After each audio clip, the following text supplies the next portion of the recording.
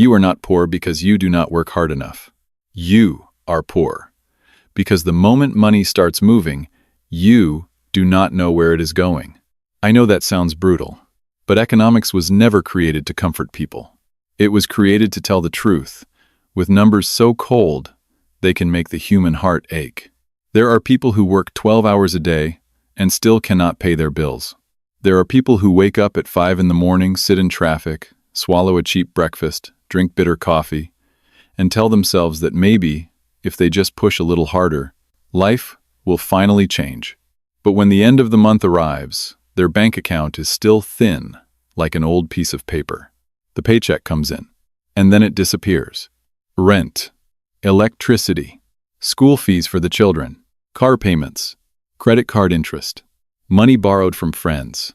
And then there is one invisible bill, a bill that does not appear on any statement, but quietly eats away at your life every single day. That is the price of not understanding how money works. This video is called Economics Explained. Why are you poor? You are not watching this by accident. This is not an insult. This is a message I am sending directly to you, the person who is tired of working hard but never getting rich, saving money but always falling short, praying for change while money still refuses to stay. I am not here to tell you soft little lies like work harder, wake up earlier, stay positive, keep grinding, and everything will be fine. No, because out there, millions of people are working themselves to exhaustion and still remain poor. There are good people, honest people, decent people, who only need one job loss, one medical emergency, one market crash, and their entire financial life falls off a cliff. And that is the truth we must face. One night, you sit alone in a small room. Outside the window, the city is still glowing. People are still eating in restaurants. Cars are still moving through the streets. Billboards are still telling you to buy more, borrow more, upgrade more, live bigger, spend more, show more. But on the screen of your phone, your bank balance sits there like a quiet judgment. You open your banking app. You look at the debt. You look at the due date. You look at your wallet. And then you ask yourself a small question that hurts more than it should. Why have I tried so hard and still feel poor? I have heard that question many times. In classrooms, inside banks, during financial crises, in the eyes of a father who just lost his job, in the trembling voice of a mother who does not know how she will pay next month's school fees, in the silence of a young person who has just realized that a monthly salary is not freedom. It is only a longer leash tied to the system of debt. You see, poverty is not only the absence of money. Poverty is the absence of choice. Poverty is when you cannot walk away from a job that is destroying you. Poverty is when you cannot rest, even when your body is begging for mercy. Poverty is when you see a good investment opportunity, but have no cash to step in. Poverty is when a crisis arrives, and you are not the one buying cheap assets. You are the one forced to sell your own assets just to survive. This is what schools rarely teach you.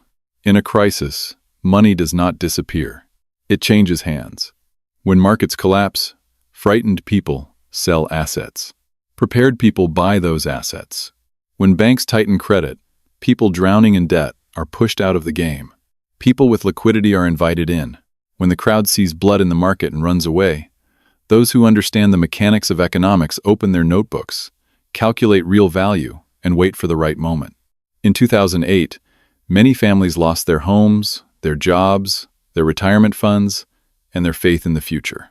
But inside that same darkness, some people built enormous fortunes, not because they were luckier, not because they were superhuman geniuses, but because they understood something you were never taught. A crisis is not only a disaster. A crisis is the greatest wealth transfer modern society has ever created. The unprepared call it tragedy.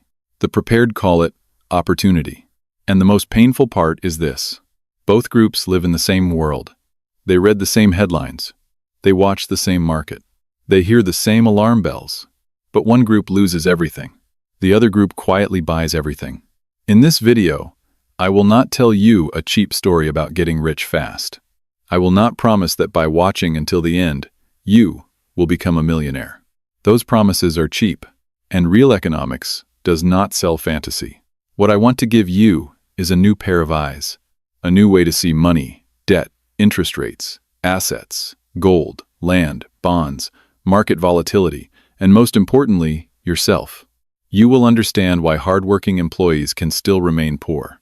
You will understand why people with high incomes can still go bankrupt. You will understand why cash in a crisis gives more power than luxury in peaceful times.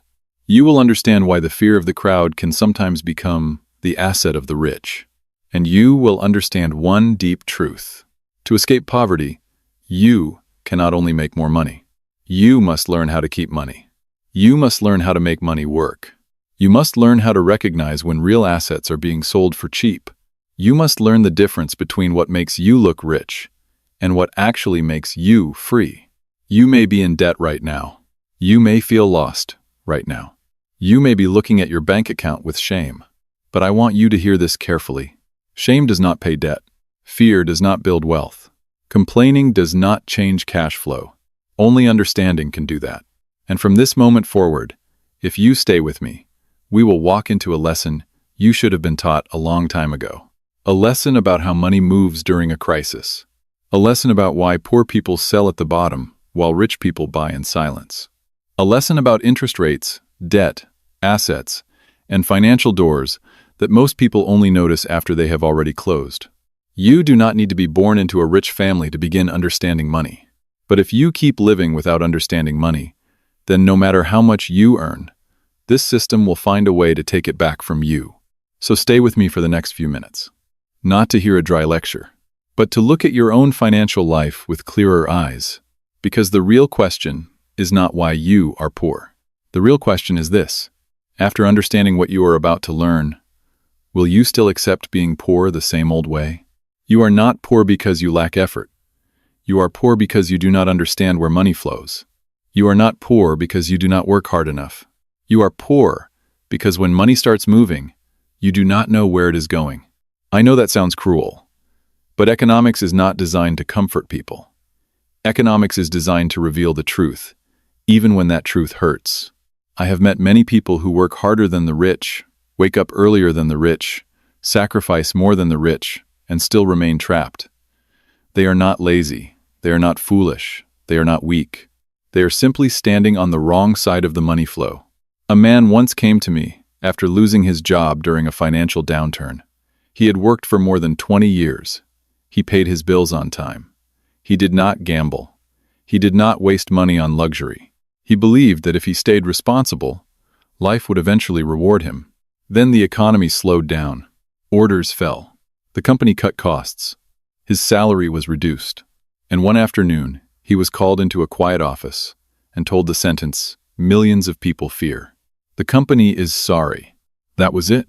20 years of loyalty ended with a handshake, a folder, and a polite apology. He went home and sat in his living room without speaking. The city outside was still moving. Restaurants were still open. Cars were still passing. People were still shopping, laughing, and posting pictures of their lives online. But inside his house, time had stopped. The mortgage was still due. The car payment was still due.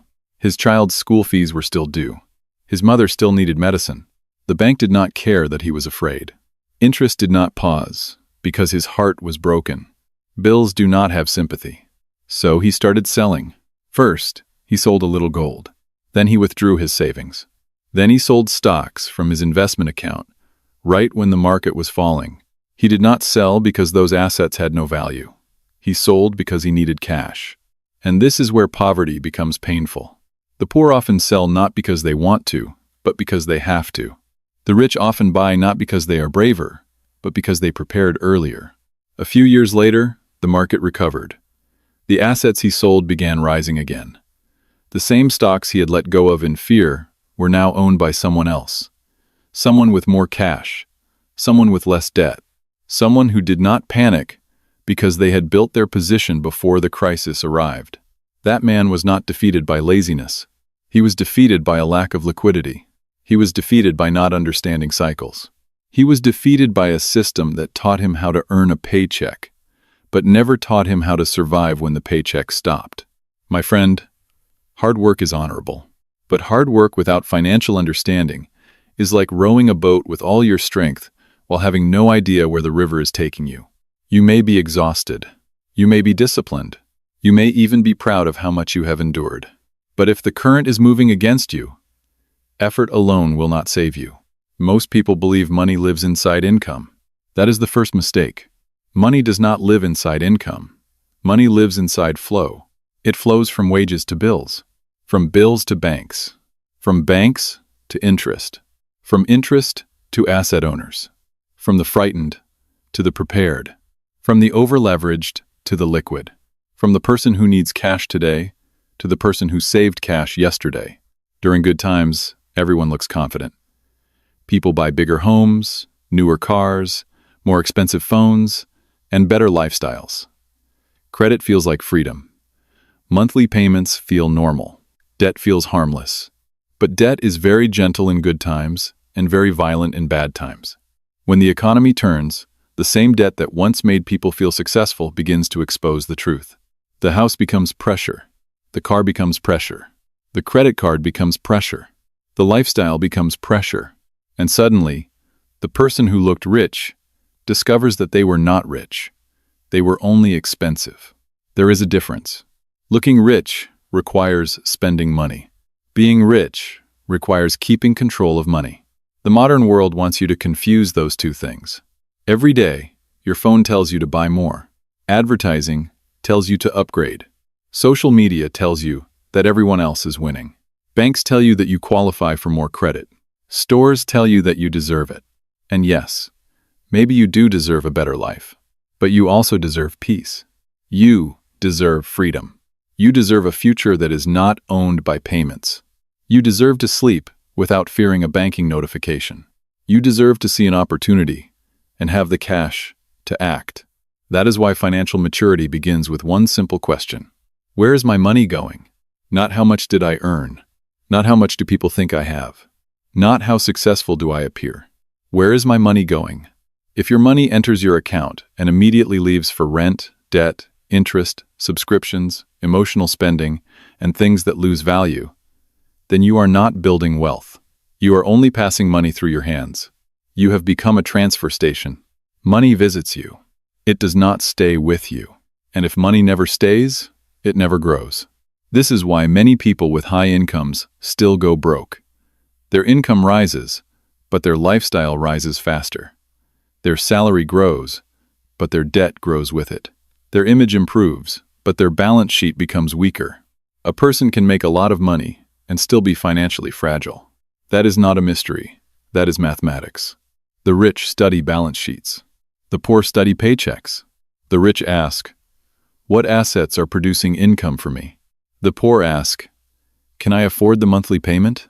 The rich ask, what happens if the economy turns against me? The poor ask, how can I look successful today? These questions create different lives. If you want to stop being poor, you must stop treating money like something that only solves today's discomfort. Money is not just for spending. Money is defense. Money is time. Money is optionality. Money is the ability to say no. Money is the ability to stay calm when the crowd is terrified. Money is the ability to buy when others are forced to sell. That is why cash in a crisis is not weakness. It is power. A person with cash and patience can survive. A person with debt and panic must obey. So here is the lesson I want you to remember. You are not poor because the world has no money. You are poor when money keeps passing through your life without being captured, protected, and directed. Start small. Track your spending. Kill bad debt. Build an emergency fund. Stop buying things only to prove your worth. Learn the difference between an asset and a liability. An asset feeds you. A liability feeds on you. And many things people call assets are only expensive mouths eating their cash flow every month. The next crisis will come. Maybe not tomorrow, maybe not this year, but it will come. Markets always rise. Markets always fall. Credit expands. Credit contracts. Fear disappears. Fear returns. And when fear returns, money will move again. The only question is this. When that moment arrives, will you be the person forced to sell or the person prepared to buy? Because if you do not know where money flows, You will always be the one watching it leave. But once you understand the flow, once you manage your debt, protect your cash, control your spending, and build real assets, you are no longer just surviving the economy. You are learning how to stand on the right side of it. When interest rates turn, people who do not understand debt become prey. Interest rates are not just numbers on a bank website. Interest rates are the hidden steering wheel of the economy. When they move, homes move, jobs move, stocks move, bonds move, businesses move. And if you do not understand them, your entire life can be moved without your permission. Most people think debt is simple. You borrow money, you pay it back. That is the childish version. The adult version is much colder. Debt is a contract with the future, and interest is the price you pay for bringing tomorrow's money into today. When life is good, that sounds harmless. A house today, a car today, a vacation today, a phone today, a lifestyle today. Pay later, worry later, suffer later. That is how the modern economy seduces people. It does not chain them with force. It offers them convenience. It offers them status. It offers them comfort now and consequences later. And millions of people sign the contract without understanding the monster living inside the small print. I once spoke with a young couple who bought a home during a period of cheap money. They were not careless people. They had jobs. They had savings. They had dreams. The bank told them they could afford the house. The agent told them prices would keep rising. Their friends told them they were smart to buy before it was too late. So they signed. At first, everything felt beautiful. They painted the walls. They bought new furniture. They invited family over for dinner. They took pictures in front of the house and posted them online. People congratulated them. They felt successful. But then interest rates changed. Slowly at first, then faster. Their monthly payment began to feel heavier. Food became more expensive. Insurance became more expensive. Childcare became more expensive. Gas became more expensive. Their salaries did not rise fast enough. And suddenly, the dream house began to feel like a financial trap with a garden in front of it. This is the truth many people learn too late.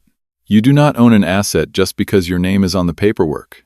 If the asset controls your sleep, your choices, your marriage, your job, and your future, then you are not the owner.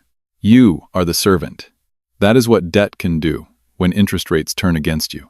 It takes something that once looked like progress and reveals it as pressure. In low-rate environments, people confuse affordability with wealth. They ask, "Can I make the monthly payment?" That is the wrong question. The better question is, can I still make this payment if my income drops, if rates rise, if prices go up, if my child gets sick, if my company starts cutting jobs, if the economy turns? A bank approves you based on a model. Life tests you with reality, and reality is much harsher than a spreadsheet. Now, let me show you the other side. When interest rates fall during a real economic crisis, something strange happens. Old bonds with higher fixed payments become more valuable. Why? Because if new bonds pay less, the old bonds paying more become attractive. That is why long-term government bonds can rise sharply when central banks cut rates during a deflationary crisis. To ordinary people, this sounds boring. Bonds, yields, duration, central banks. They would rather listen to stock tips. But in a crisis, boring knowledge can become survival knowledge. In 2008, while stocks were collapsing, long-term U.S. Treasury bonds delivered strong gains, not because they were exciting, not because they were fashionable, but because the mechanics of interest rates favored them. When fear enters the economy, central banks often cut rates. When rates fall, certain bonds rise. When credit tightens, money runs away from risk and seeks safety. And the people who understand that are not surprised when one part of the market bleeds while another part turns green. This is what separates amateurs from professionals. Amateurs ask, "What is going up today?" Professionals ask, "What force is moving capital underneath the surface?" Interest rates are one of those forces. They decide whether borrowing is easy or painful. They decide whether companies expand or shrink. They decide whether investors chase risk or hide in safety. They decide whether your mortgage feels manageable or unbearable. They decide whether your debt is a tool or a cage. My friend, debt is not evil. A knife is not evil. Fire is not evil. But in the hands of someone careless, both can destroy a home. Debt used wisely can build assets. Debt used foolishly can finance a lifestyle that collapses the moment conditions change.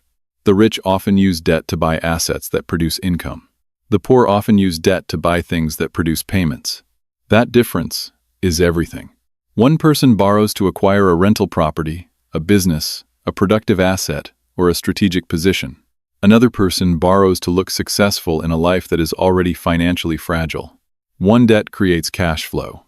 The other consumes cash flow. One debt can make the borrower stronger. The other makes the borrower easier to control. That is why people who do not understand debt become prey when interest rates turn. They are hunted not by a person, but by math. The monthly payment hunts them. The credit card balance hunts them. The adjustable loan hunts them. The unpaid interest hunts them. The lifestyle they built during easy money hunts them. And because they do not understand the mechanism, they blame bad luck. They say the economy is unfair. They say prices are crazy. They say the government failed them. Sometimes those things are true, but there is still a harder truth underneath. If you build your life on fragile debt, the first strong wind will feel like betrayal. So what should you do? Start by respecting interest rates. Do not ignore them. Do not treat them as background noise. They are not background noise. They are the price of money. And the price of money affects the price of almost everything else. When rates are low, ask yourself why money is cheap. When rates are rising, ask yourself who will suffer from expensive money. When everyone is borrowing easily, ask what happens when lenders become afraid. When everyone says debt is normal, ask whether normal means safe. Because normal has ruined many people. It was normal to buy homes at the top. It was normal to carry credit card debt. It was normal to finance cars for long terms. It was normal to live paycheck to paycheck. It was normal until the crisis arrived. Then normal became dangerous. The lesson is simple, but not easy. Never let debt write your future without your permission. Use debt only when you understand the risk, the cash flow, the interest rate, the timeline, and the worst-case scenario. Do not ask only whether you can afford something today. Ask whether you can survive it tomorrow. Ask whether it makes you stronger. Ask whether it produces income.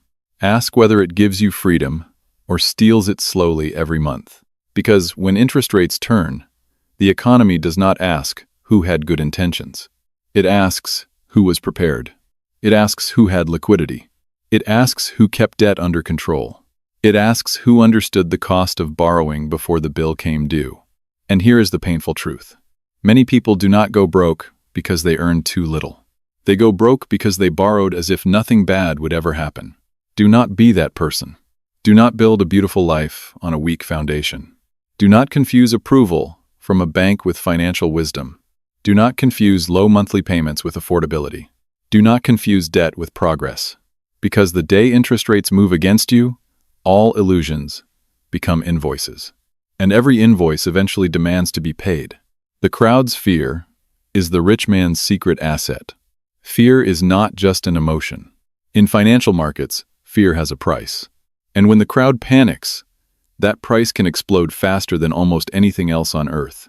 Most people think fear is something to avoid. They think fear means danger, loss, collapse, and chaos. But professionals in finance see fear differently. They see it as information. They see it as pressure. They see it as a market signal. And in some cases, they see it as an asset. That may sound strange, but let me explain. When the market is calm, people become careless. They take more risk. They borrow more money. They buy stocks without understanding the business. They believe every dip is temporary. They think the good times will last forever. This is when fear is cheap. Nobody wants protection. Nobody wants insurance. Nobody believes the house can burn down while the music is still playing. But then something breaks. A bank fails. A company collapses. A virus spreads. A war begins. Inflation jumps. Credit freezes. The market starts falling. At first, people call it a correction. Then they call it volatility. Then they call it uncertainty. And finally, When their portfolio is bleeding red every morning, they call it a crisis. That is when fear becomes expensive. I once watched a young investor during a market crash. He was confident when stocks were rising. He spoke like a genius when everything was green. He believed he had discovered a special talent for investing. But he had not discovered talent. He had only experienced a bull market. There is a difference. When prices began falling, his confidence disappeared. At first, he said he was buying the dip. Then he said he was waiting for clarity. Then he stopped sleeping well. Then he checked his phone every 10 minutes. Then he sold. Not because he had studied the balance sheet. Not because the companies were worthless. Not because he had a plan. He sold because he could not tolerate the feeling of losing more. That is how markets transfer wealth. They do not always take your money by force. Sometimes they simply create enough fear for you to hand it over willingly. Now, on the other side of that trade, there is another person. This person also feels fear. Do not believe the myth that rich investors feel nothing. They feel fear too, but they have trained themselves not to obey it blindly. They study liquidity. They study credit. They study volatility. They understand that when everyone is desperate for safety, the price of protection can rise violently. This is why volatility matters. Volatility is the measurement of how violently prices are expected to move. In simple language, it is the market's fear gauge. When investors are calm, volatility is low. When investors are terrified, volatility rises. During a true crash, volatility does not just rise, it erupts. To the ordinary investor, this looks like chaos. To the professional, it looks like a signal. When fear rises, people rush to buy protection. They buy options. They hedge portfolios. They pay almost any price to reduce pain. And because everyone wants protection at the same time, the cost of fear itself goes up. This is the part most people are never taught. Fear can be priced. Fear can be traded. Fear can be owned, but only by people who understand how dangerous it is. Volatility products are not toys. They are not long-term investments for passive dreamers. They can decay during calm markets. They can punish the impatient. They can destroy people who buy them without understanding timing. This is why I do not teach you this, so you can run into the market and gamble. I teach you this so you understand the deeper truth. The crowd does not lose money only because prices fall.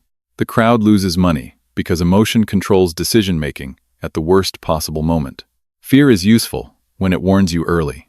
Fear is destructive when it makes you panic late. A prepared person listens to early fear and builds defense. An unprepared person ignores every warning, then panics after the damage is already visible. That is the tragedy. Before the crash, protection feels unnecessary.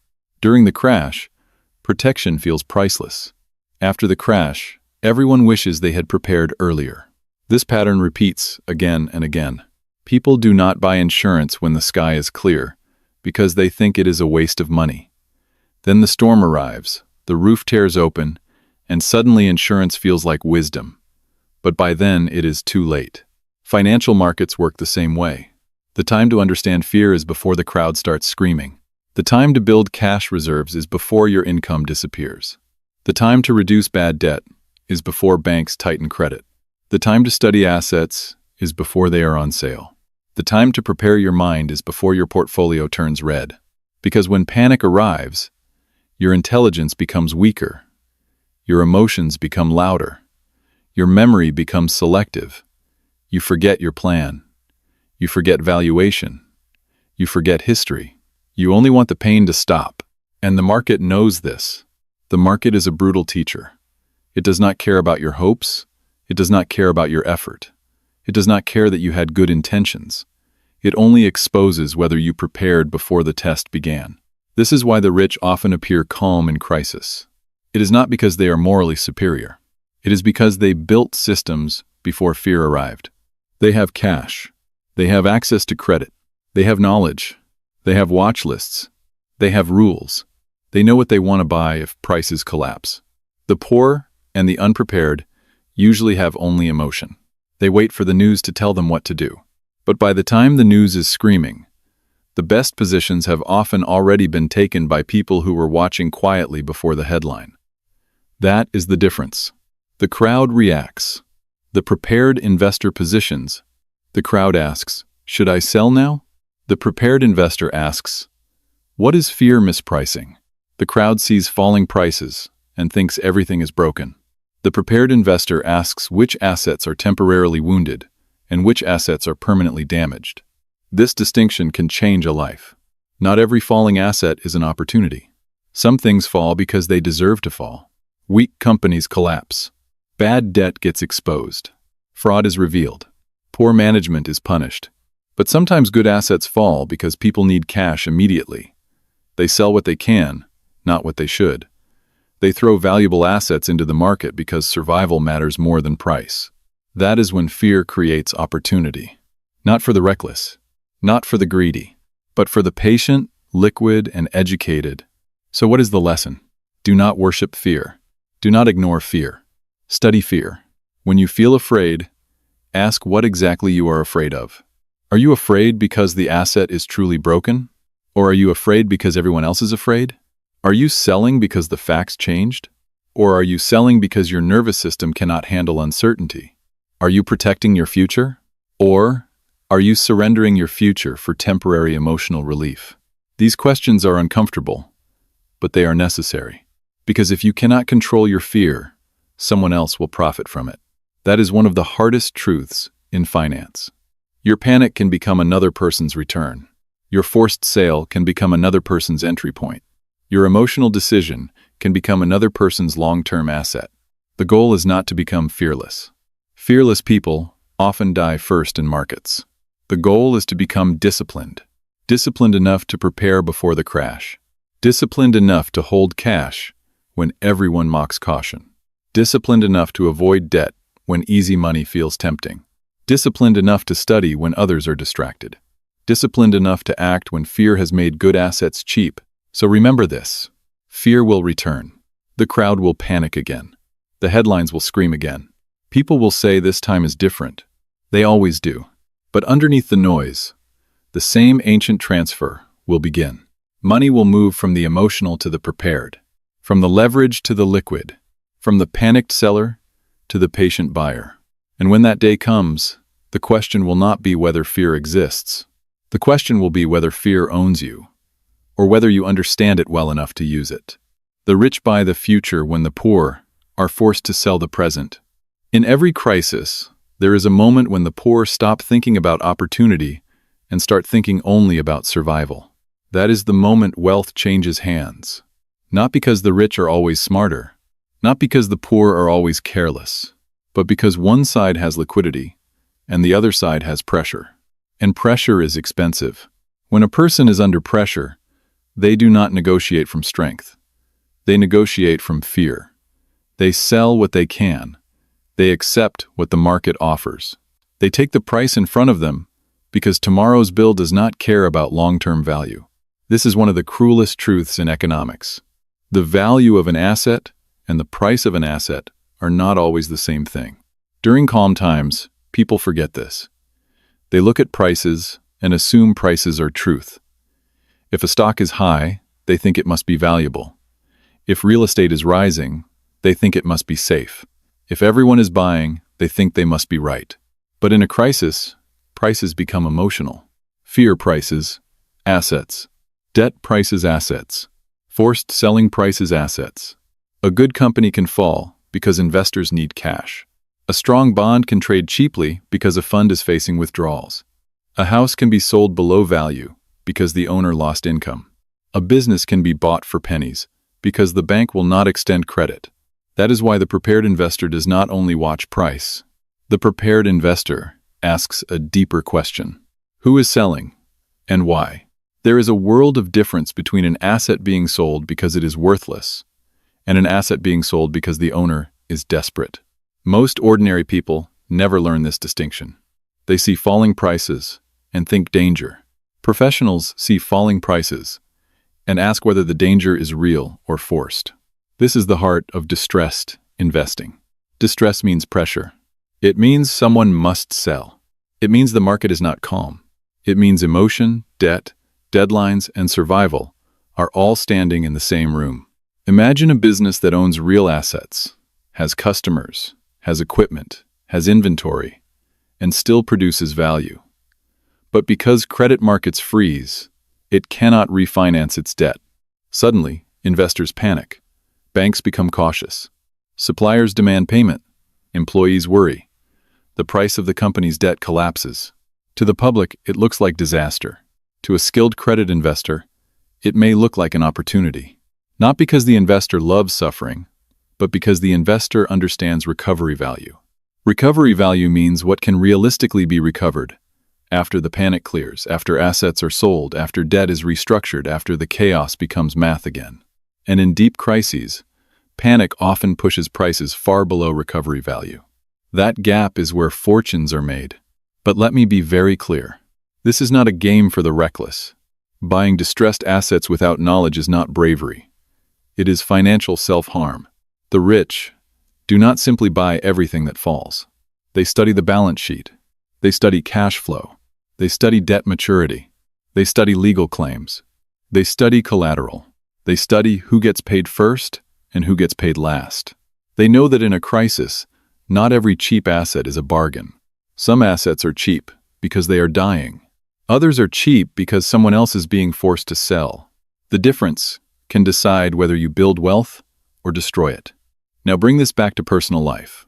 You may not be buying corporate debt or negotiating bankruptcies, but the principle still applies to you. In your own life, every crisis asks one question. Are you the forced seller or are you the patient buyer? If you carry too much debt, you become fragile. If you have no emergency fund, you become fragile. If every dollar of income is already promised to someone else, you become fragile. If your lifestyle depends on everything going perfectly, you become fragile. And fragile people do not get to choose.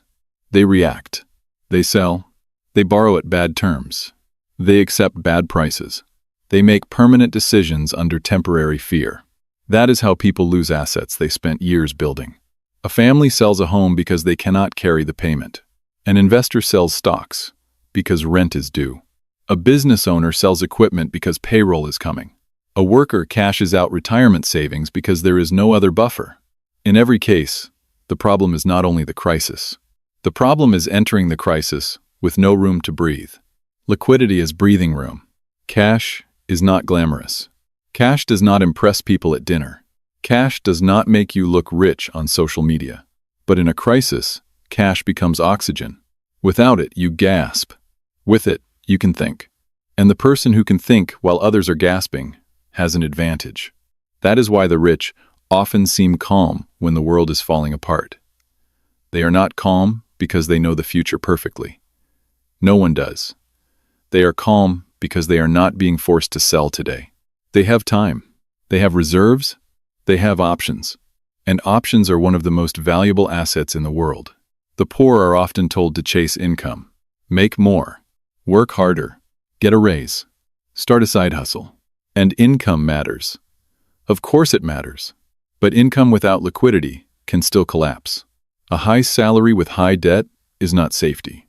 A beautiful house with no savings is not safety. A luxury car with no emergency fund is not safety. An investment account that must be sold the moment life gets difficult is not safety. Safety is not how rich you look when things are good. Safety is how long you can stand when things go bad. This is why preparation feels boring until it becomes priceless. Building cash feels slow. Reducing debt feels unexciting. Keeping expenses below income feels ordinary. Avoiding lifestyle inflation feels invisible. But these quiet decisions are what protect you when panic arrives. They put you on the side of choice. And in economics, choice is power. The person with choice can wait. The person with choice can negotiate. The person with choice can buy slowly. The person with choice can ignore bad deals. The person without choice accepts whatever price reality offers. So the lesson is not that you must become a hedge fund manager. The lesson is that you must stop living like every month will be perfect. Because one day, it will not be. A job can disappear. A market can crash. A bank can tighten credit. A client can stop paying. A medical bill can arrive. A family emergency can change everything. And when that day comes, your past decisions will speak louder than your intentions. Your savings will speak. Your debt will speak. Your spending habits will speak. Your discipline will speak. Your lack of preparation will speak. And the economy will listen to none of your excuses. This is harsh, but it is also liberating, because it means you can begin changing your position today. You can stop being the person who must sell under pressure. You can become the person who survives pressure. Then, eventually, you may become the person who benefits from pressure.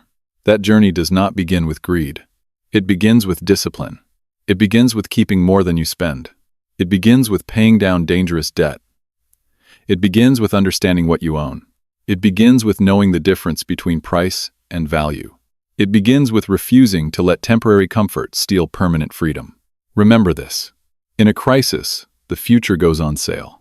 But only people with liquidity can buy it. Everyone else is too busy selling the present to survive the week. Real assets do not scream on the news. They quietly feed the people who own them. The loudest assets are not always the strongest assets. Sometimes the most powerful wealth in the world does not flash on a trading screen, does not trend on social media, and does not beg for attention. It sits quietly. It waits.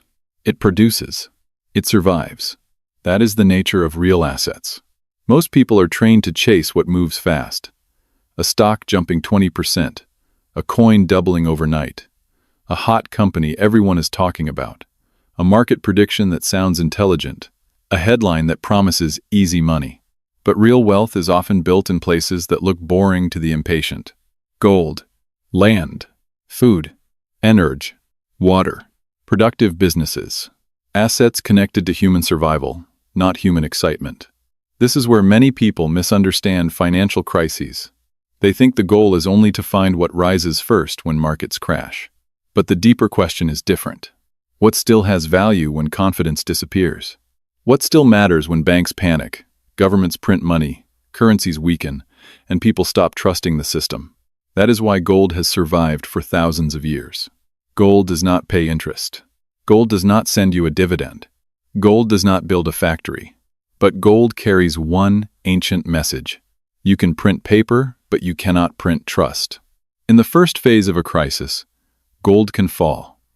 This surprises many people. They buy gold thinking it must rise immediately when fear appears. Then the market crashes, people sell everything for cash, and gold falls with the rest of the market. They panic. They say gold failed.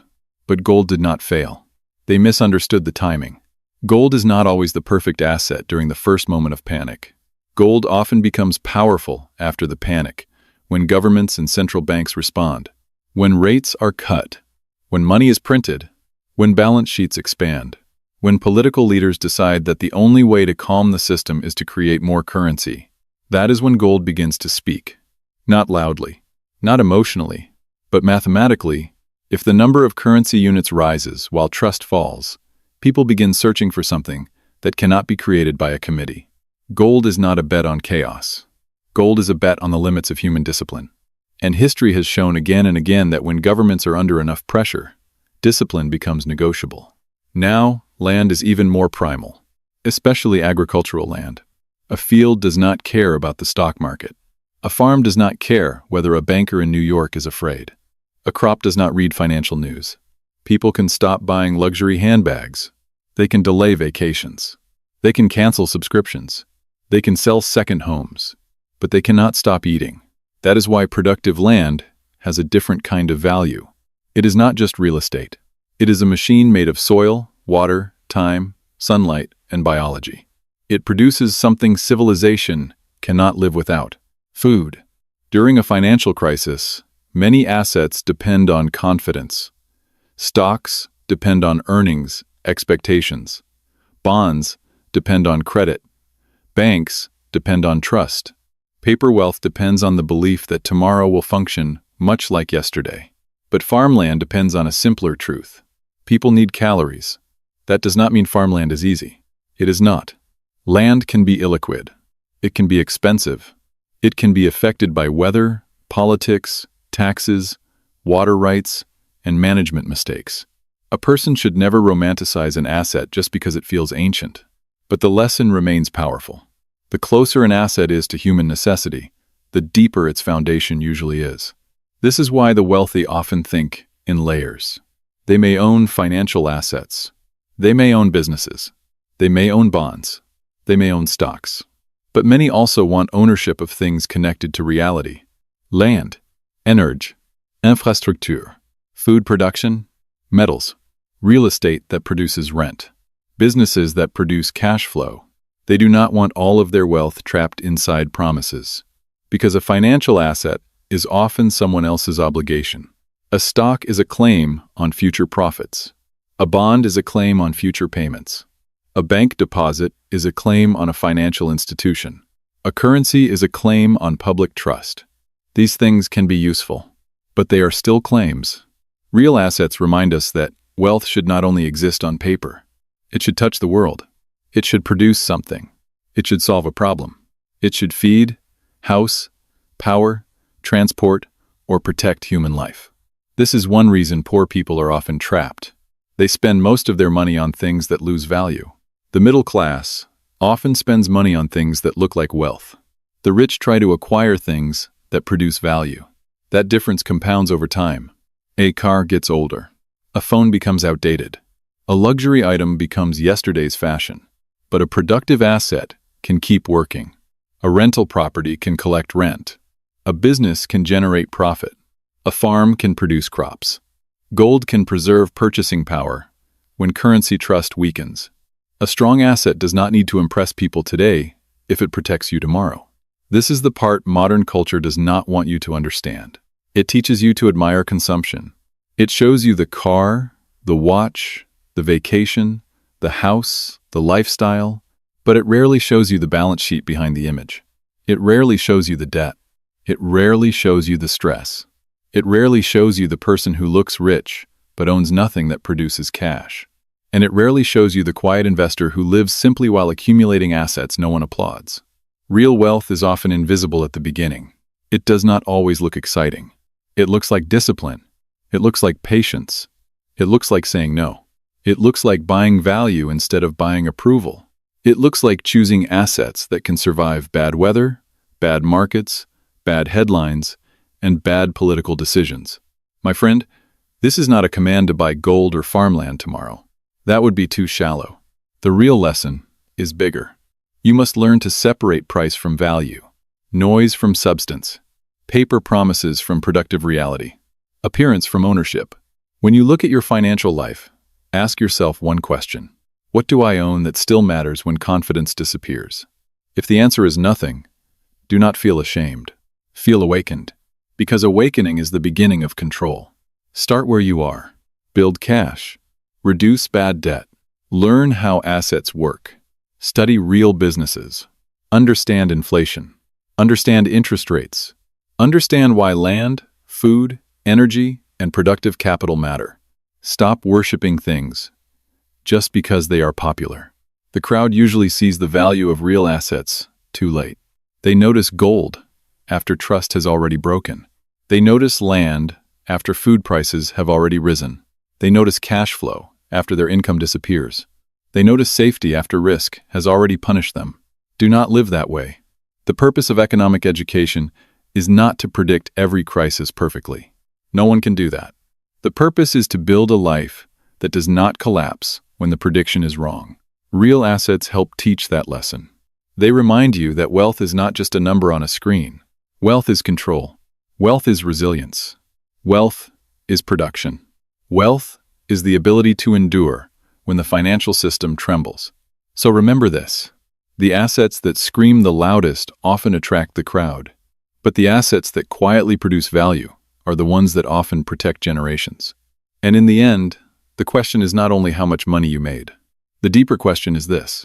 When the next crisis comes, will you own something real, or will you only own promises written by people who are also afraid? Next crisis, will not ask whether you were ready. So now we return to the question that brought us here. Why are you poor? Not as an insult, not as a judgment, not as a sentence, but as a mirror. Because after everything we have walked through, the answer is no longer simple. You are not poor only because you earn too little. You are not poor only because life is expensive. You are not poor only because the system is unfair. Those things may be true. But there is a deeper truth underneath. You stay poor when money passes through your life without direction. You stay poor when debt controls your future before you even arrive there. You stay poor when fear makes decisions for you. You stay poor when you are forced to sell the present because you never prepared for the storm. And you stay poor when everything you own depends on confidence, but nothing you own can survive when confidence disappears. This is the lesson every crisis teaches, but most people only learn it after paying a painful price. Money does not disappear in a crash. It moves. It moves from panic to patience, from debt to liquidity, from emotion to discipline, from people who need cash today to people who built cash yesterday, from people who thought income was safety to people who understood that control is safety. That is the real transfer of wealth. It is not always dramatic. It does not always look like a movie. Sometimes it looks like a father selling investments to pay the mortgage. Sometimes it looks like a young worker cashing out savings after losing a job. Sometimes it looks like a family selling a home below value because they cannot carry the payments anymore. And on the other side, someone waits. Someone with cash. Someone with knowledge. Someone with patience. Someone who did not spend every dollar trying to look successful during good times. That person is not always smarter, but that person is positioned better. And in economics, position often beats intelligence. This is why hard work alone is not enough. Hard work can give you income, but financial understanding gives you direction. Hard work can help you survive, but assets can help you breathe. Hard work can pay bills, but liquidity gives you choices. And choice, my friend, is one of the purest forms of wealth. The world will keep selling you the opposite. It will tell you to upgrade before you are stable. It will tell you to borrow before you understand the cost. It will tell you to spend before you build. It will tell you that looking rich is the same as being free. But now you know better. A luxury car is not freedom if it chains you to a payment. A large house is not freedom if one job loss can take it away. A high salary is not freedom if every dollar is already promised to someone else. A beautiful lifestyle is not freedom if it collapses the moment the economy turns. Freedom is quieter than that. Freedom is money left over at the end of the month. Freedom is sleeping without fear of the next bill. Freedom is having cash when others are desperate. Freedom is owning assets that produce, protect, or preserve value. Freedom is being able to say no. No to bad debt. No to emotional spending. No to panic. No to a life designed by advertising, banks, and the expectations of people who will not pay your bills. The next crisis will come. I cannot tell you the exact day. No honest economist can. But I can tell you this. Markets will turn again. Credit will tighten again. Fear will return again. People will say this time is different again. And once again, money will move. The question is not whether the crisis will be painful. It will be. The question is whether that pain will destroy you or educate you. Will you enter the next crisis with no cash, too much debt, no plan, and a lifestyle that depends on everything going perfectly? Or will you enter it with discipline, liquidity, knowledge, and the courage to think when everyone else is reacting? That choice begins long before the headlines. It begins today. It begins when you track where your money goes. It begins when you stop calling liabilities assets. It begins when you pay down dangerous debt. It begins when you build an emergency fund. It begins when you study interest rates instead of ignoring them. It begins when you understand that fear is not only an emotion, but a market force. It begins when you stop asking, "How can I look rich?" and start asking, "How can I become harder to destroy?" That is the question of financial maturity. Not how much can I show, but how much can I survive? Not how fast can I rise, but how deeply can I build? Not what will people think of me, but what will my balance sheet say when life becomes difficult? Because life will become difficult, and when it does, your intentions will not protect you. Your image will not protect you. Your excuses will not protect you. Your preparation will. Your cash will. Your discipline will. Your assets will. Your knowledge will. The world does not owe you financial peace, but you can build it. Slowly, quietly, without applause. You can choose to stop being a transfer station where money enters and leaves. You can choose to become the owner of your cash flow. You can choose to build assets before you build status. You can choose to understand the rules before the next storm tests you. And maybe that is the true answer to the question, why are you poor? Maybe the answer is not meant to shame you. Maybe it is meant to wake you up. Because poverty is not only a lack of money. Sometimes poverty is a lack of financial vision, a lack of preparation, a lack of awareness about how the game is played. But once you see the game, you are no longer the same person. You cannot unknow what you now know. You cannot look at debt the same way. You cannot look at fear the same way. You cannot look at money the same way. And that is where change begins. Not with a miracle, not with a secret, not with a promise that someone else will save you. It begins when you decide that the next crisis will not find you asleep. So remember this, money will move again. Assets will change hands again. The unprepared will call it disaster.